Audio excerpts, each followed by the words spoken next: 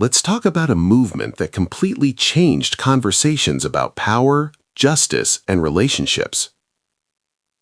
Many people believe the movement started as a way for victims to finally speak about abuse that had been hidden for years.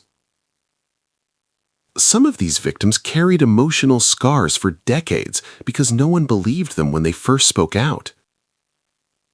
In many cases, their voices were ignored, dismissed, or quietly buried. Over time, the movement began gaining attention, and suddenly the topic became impossible for society to ignore.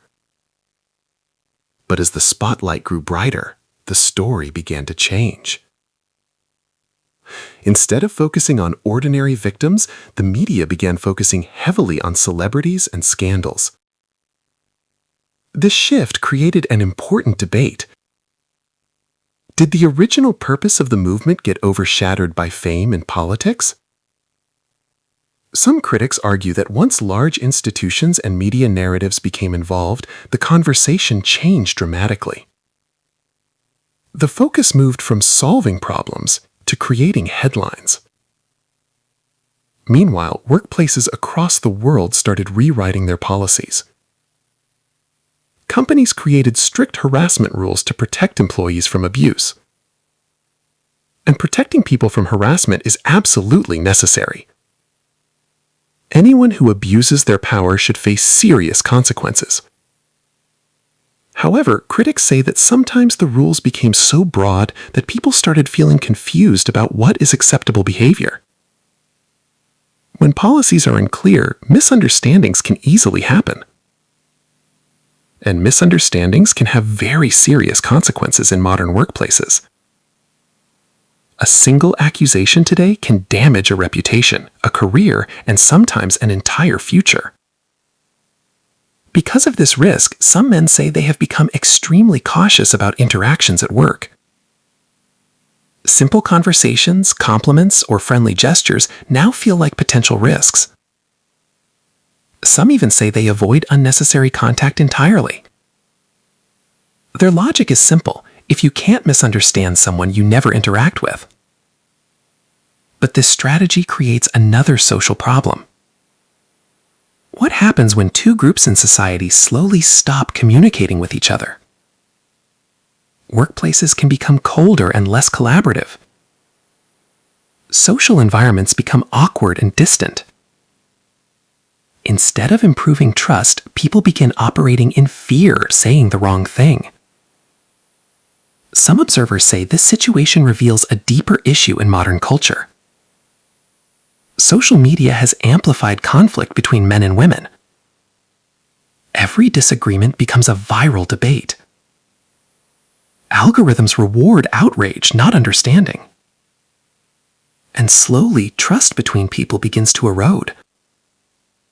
In reality, most men and women simply want respectful relationships and safe environments. Most people are not enemies. But extreme narratives often dominate online discussions. This creates the illusion that society is divided into two opposing sides. The truth is that healthy relationships require cooperation, not competition. Respect must go both ways. Justice must apply equally to everyone. And fairness must always include evidence, accountability, and due process. Without those principles, trust in society begins to collapse. When people lose trust and fairness, they start protecting themselves instead of cooperating with others. That may explain why some people today prefer isolation over complicated social dynamics. They focus on their careers, hobbies, and personal goals instead of relationships. For some, it feels simpler and less stressful. But others believe this growing distance between men and women is unhealthy for society. After all, cooperation between genders has always been a foundation of stable communities. So the real question becomes, how can society protect victims while also maintaining fairness and trust? How can workplaces remain safe without creating fear of simple communication? And how can relationships survive in an environment dominated by suspicion and social media drama? Perhaps the answer lies in balance. Protect the vulnerable. Punish genuine wrongdoing. But never abandon fairness or common sense. Because trust between people is one of the most valuable things a society can have. What do you think? Are modern social movements improving relationships? Or are they unintentionally creating new divisions? Share your thoughts in the comments and subscribe for more deep discussions like this.